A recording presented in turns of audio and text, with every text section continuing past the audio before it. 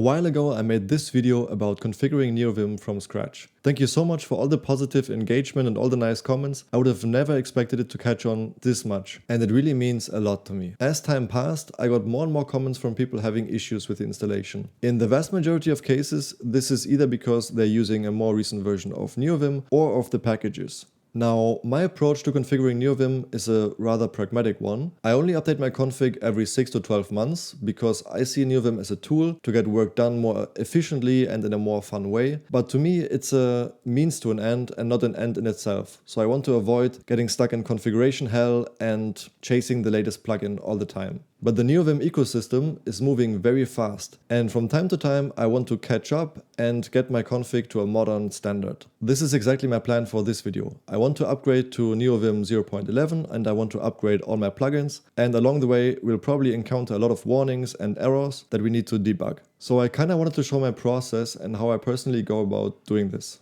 Let's get right in. Alright, to get started, let's just try upgrading Neovim to the latest version.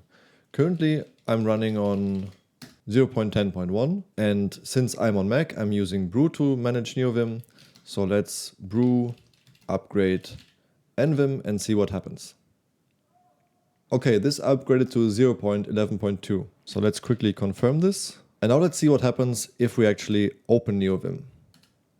Okay, cool. So far everything seems alright. At least we didn't get any immediate errors. Now let's open Lazy. This is my plugin manager, and hit capital U. This will upgrade all the dependencies to the latest versions as well. So far so good. Let's completely exit out of Neovim. Now let's do a completely fresh start. So let's clear the terminal and let's remove all the files in the .local share nvim directory. This is where all the installed plugins and tools are located. So let's delete them now. Yes, I'm sure. And now if we reopen Neovim, we should see that we are starting from scratch and all the plugins get installed from scratch. Okay, and this is kind of what I was expecting. If we start completely from scratch, then there will be some errors. Now let's have a look at this error message. We can see that this is coming from Mason null.ls. And null.ls is a tool that I use to install additional formatters and have them integrate with the LSP. And it seems that the error is related to the fact that the package, specifically style.lua, is already installing. So I'm already having a hunch what this could be about. Let's press enter to continue. Let's close the lazy UI window with Q and open up new tree. And let's go to our plugins and let's go to the null.ls plugin. And now it seems that we're getting a lot of different warnings. You can see in the file tree that a lot of files have diagnostic warnings, and we are seeing this error message at the bottom of the file that something has been deprecated. But let's take it one step at a time. The first thing that we noticed was that there was an error because style.lua was already being installed, and this was coming from null.ls, which is the plugin that we are looking at right now. And here we are installing style.lua. But I also know that in my LSP configuration, I'm also automatically installing LSP servers. And there's an additional list of tools that Mason should install, and we also have style.lua here. So in this particular case, I would simply remove the installation of style.lua from the LSP, since we are already installing it through null.ls. Actually, I might have removed a bit too much, since we still need this ensure installed list. So let me just get rid of this part here. The next thing I notice is that we get this diagnostic undefined global vim, and we seem to be getting it in different places. Since we're in a Lua file, this diagnostic is coming from the Lua ls language server, which we have installed. And the configuration for this language server is right here. A quick Google search led me to this Stack Overflow issue where someone had the exact same problem and someone gave a solution. So the solution was in the configuration for Lua ls, in the diagnostic section, add the globals vim. So this will make the Lua language server recognize vim as a variable and don't flag it. So let's simply try this out. I'm just going to copy this piece. I'm going into the configuration of Lua LS, and let's add one more entry here, globals vim. All right, I think we're missing a comma. Yeah. Okay. Now I'm going to close Neovim and open it up again. Let's go into our LSP file. And it seems that we are still getting this undefined global vim warning despite having added it to the globals of the language server configuration. Another thing that I noticed is that this guy is using the new built-in interface for configuring language servers that was introduced with Neovim 0.11, whereas I'm still using the vim.lsp.Config plugin. So let's see if we can migrate to the new way of configuring our LSP. On the Neovim website, the developers announced the breaking changes and new features in Neovim 0.11. And in new features, if we scroll down a little bit, there is a section on LSP specifically. And here we can see that the function that the guy from the Stack Overflow article, vim.lsp.Config, that this has been added recently. And also there's this vim.lsp enable to enable LSP servers. So if you want to get more details on how to use those, we can of course click on this. And here we can see that in the config, it is expecting the name of the LSP server and then the configuration of that server. I also went over to the quick start guide on LSP, and here I found a step-by-step guide on how to set up the new LSP servers. So basically, we have to call this vim.lsp.config with the server and the configuration. And afterwards, we have to enable the specific server. So let's see if we can implement this now. So essentially, we have a Lua table here, which is called servers. And here we define in the keys the different language servers that we want to set up. And the values are another Lua table that contain all the server-specific settings. So I'm thinking, what if we loop over this Lua table and then run the LSP config function for each server with the specific settings and then the LSP enable function. Let's see if we can implement this. So I'm going to remove this entire Mason LSP config block for now. And let's iterate over this Lua table. So now we have a loop. Let's call vim.lsp.config for the server, pass in the configuration, and in the second step, let's enable the server. I'm guessing this should work, but there's definitely a crucial step that we are still missing, and that is attaching capabilities. So if we go to the top, you can see that I'm using CMP for auto-completions. This tool provides additional capabilities that we need to specifically inform the language server about. And when I say capabilities, I mean that by default, the auto-completions from the LSP would simply be a basic list. NVim CMP provides additional features like support for seeing the docs and having snippets and icons and stuff like this. But we need to explicitly tell the language servers that these capabilities exist. And there's a snippet already in my current configuration that is taking care of this, which is this one right here. So this gets the current capabilities from the language server as a Lua table. And then we extend this table by adding the specific capabilities from the NVim CMP package. But at this point, this capabilities variable here is just another Lua table. We still need to use it and pass it as settings to our language server. So let's do that next. So in our for loop here, we want to add to the existing settings the capabilities key. And this should be a vim table deep extend. So this is concatenating different Lua tables and overwriting keys. So let's say force. And as a base, let's use a fresh Lua table and overwrite it with the capabilities that we defined earlier. But if our language server configuration contains its own capabilities entry in the Lua table, let's override those keys in the final settings. But if there's no entry in our server's Lua table, let's just keep it empty as a fallback. I notice I made a typo here, deep with 2e. Another thing that we no longer need is call mason.setup, because we are no longer using Mason to set up our LSP servers. Let's go ahead and save this and reopen Neovim and go back into our LSP file.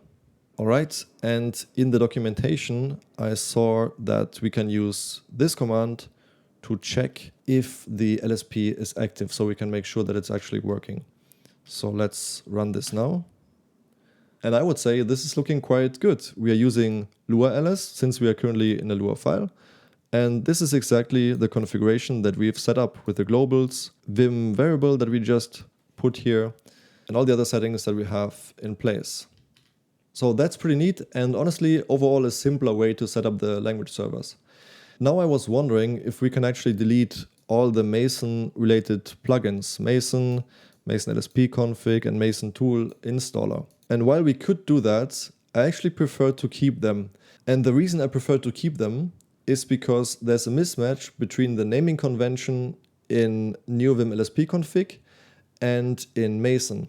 And Mason has this pretty cool tool, Mason tool installer, which automatically installs the language servers. If we want to keep using that and run this snippet here, where we automatically ensure that all the language servers that we have are automatically installed, we need to keep this plugin. And we actually also need Mason LSP.Config. Basically, Mason LSP.Config bridges the gap between the LSP config names and the Mason package names. And the Mason tool installer installs the Mason packages. While I was scrolling through this file, I noticed a few more diagnostics. One of them is here in this client support methods. And the warning is cannot assign string to parameter vim.lsp.Client string. So honestly, I have no idea what this is all about, but maybe we can get some more information in the documentation. So let's open up the help menu for vim.lsp.Client. Here we can find the different fields that it supports and so on. And maybe we can also find the supports method. Ah yeah, here it is. And what I'm seeing here is that these methods are called using a colon now instead of a dot. So let's simply try that now. So let's here replace the dot with a colon. Oh, damn it. All right. Save. Reopen Neovim or Lua file for LSP. And let's scroll down a bit to where we made the change. Ah yeah, cool. Our diagnostic disappeared. So now let's make sure we implement that everywhere. So I'm going to use telescope and do a live grab. And I'm going to look for client dot. So we have two more cases that we need to fix. So let's get this into a quick fix list. And then what we can do is cdo. So we apply a command to each item in the quick fix list. And let's do a regex where we want to replace client dot with client colon. We want to do this globally, and I want to confirm each time. So now this brings us to this occurrence. Let's accept this. And the second one, let's also accept this. Let's save everything, exit out of Neovim, and I guess we should be good to go. Cool. Another thing that kind of bothers me is the fidget window whenever an LSP is loaded. Let me show you this again. So if I open up a file, you can see this window in the bottom here, and it has kind of this black background. But I would prefer this to blend in better with a transparent background. So I'm gonna see if we can remove this black window around it. So I went over to the GitHub repository for this plugin, and I noticed that there's a setting called window blend right here. And this is the background color opacity in the notification window. So I'm going to head over to our fidget plugin. In the options, I'm going to add notifications window win blend, I think it was. And let's set it to 0. Actually, I think it was notification, not notifications. Let's save this. I wonder why it didn't format properly. Let's see if it's doing that now. Ah, it's okay. Now we have proper formatting. Let's restart Neovim. And well, that seems to have worked. Now we have a transparent background on the fidget window. Okay, what else do we need to fix? Let's run check health vim deprecated to see if we have any deprecation warnings. And we do see actually a couple. So we have this vim.highlight is deprecated. Use vim.hl instead. Well, this should be easy. Vim table flatten will be removed soon. The issue is that this is actually not something in our own configuration. This is in a plugin, the colorizer plugin, which we're using. So I'm hoping that before upgrading to Neovim 0.13, this will be addressed in the plugin. So I wouldn't worry about this particular issue right now. What else do we have? Vim.validate. And this is also happening in Mason null ls. So yes, before we upgrade to Neovim 1.0, I assume there will be changes also in the plugin itself. So let's address the highlight issue now. So I'm going to use telescope again and look for vim.highlight. And there seem to be two occurrences. Again, quick fix list with Control Q. Let's run cdo to apply to each item. We want to replace vim.highlight with vim.hl. All right, let's approve the first one and also the second one. Nice. Again, save everything and exit out. Let's reopen Neovim and see if we still have our deprecation warnings. The highlight one disappeared, and we only have the two that we decided to not fix right now. Excelente. As a next step, I want to test this current configuration on an actual code base. So let me switch over to a kind of fun side project that I'm currently working on and open Neovim here. So this is a Python project.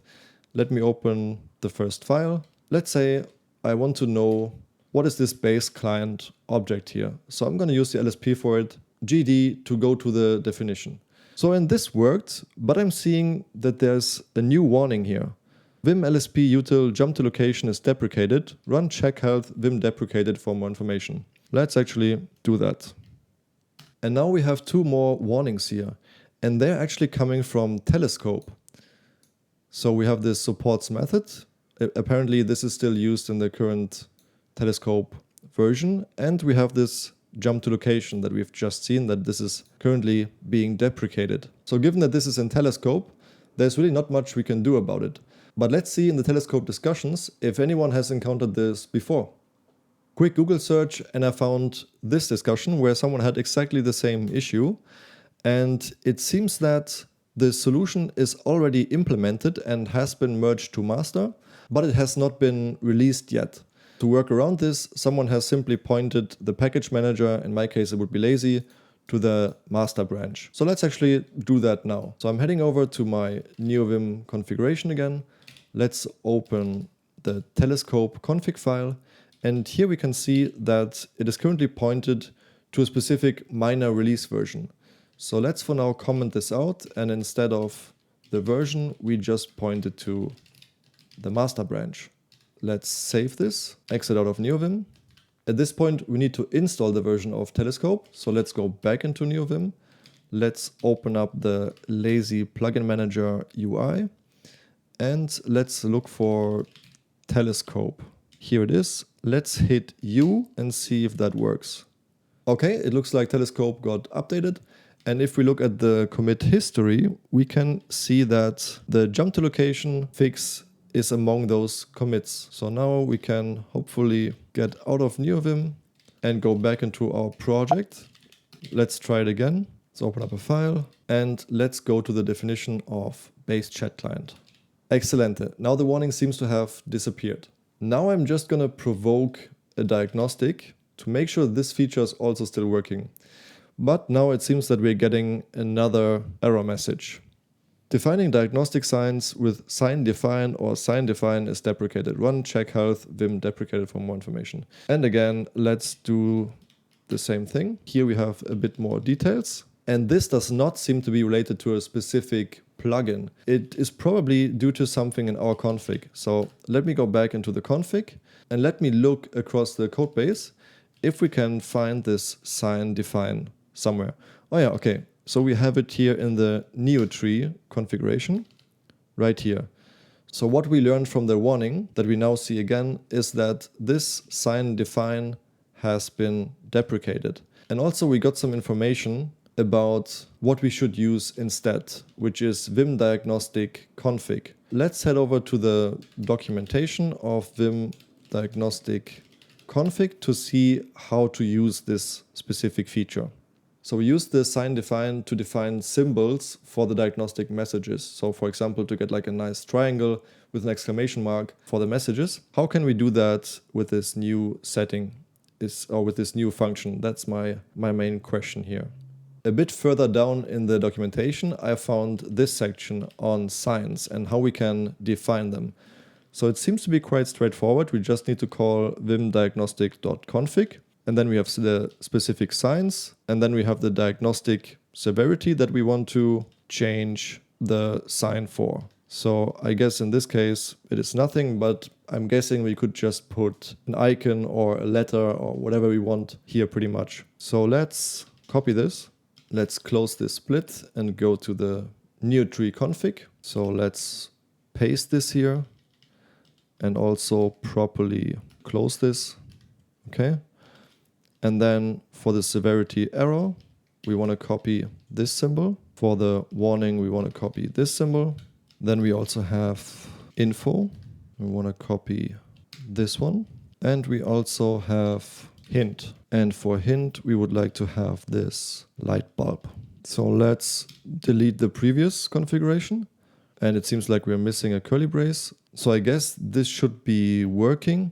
But I also remember that I defined something about diagnostics somewhere else already in my config. So let's actually, instead of defining this inside of Neotree, move this to where I define the diagnostic configuration in general. And this is inside of my snippets file. So here you can see I already have diagnostic config. And now we just want to add the new entries here regarding the signs. Also, there's another diagnostic here, cannot assign string to Boolean. This seems to have changed to Boolean. Let's simply set this value to true now. And yeah, okay. So now the warning also disappeared. Let's save everything. Let's exit Neovim. Let's head over back into the example project. And here let's open Neovim. Let's again go into some file. I'm gonna go to definition. Yeah, okay, now we still have like random edits here that generate some diagnostics, but we're no longer getting the deprecation warning, and we still see in the status line that we have the icons, which is exactly what we wanted. All right, let's head over one more time to our Neovim configuration, open up our Lua file or any file. Let's have Lua ls load and let's check in our file tree if there are any more diagnostics. Oh yeah, we can see we have one in key maps. What is it all about? Okay, so it simply says deprecated without any more specifics. So let's head over to the documentation to see if we can get any more details here. Okay, and this brings us, I guess, yeah, this brings us to the section of what has been deprecated in Neovim 0.11. And what we can see here is that we shouldn't use go to previous and go to next anymore. Instead, we should use the vim diagnostic jump with count 1 and flow true instead. And to go to the previous diagnostic, we would simply use the same function but set count to -1. So let's do exactly that right now. Currently, this defines two key maps. We have opening brace D to go to the previous diagnostic and closing brace D to go to the next one. And as we've seen in the documentation, we need to replace this now with the .jump method. So let's do that now. And then it has a count to go to the previous one. As we saw, we need to set it to -1 with float equals to true. And for the other case, we basically need to do the same, except for the -1, we have +1. The problem that I'm seeing now is that this code would directly call the function. But in a key map, we only want to call the function if the key map is actually triggered. I'm thinking we probably want to wrap this into a function to make sure it doesn't get triggered immediately. I'm gonna save this, restart Neovim. Let's go to the key maps. Okay, we don't have any more diagnostics. Let's maybe just add some nonsense here and maybe also here. And then if we use opening brace, yes. So it seems that we can still jump between our diagnostic messages as we could before. Perfect. And that's pretty much it. Normally, I would also take this opportunity to explore new plugins and also reevaluate the plugins that I've already installed and see if I actually still need them.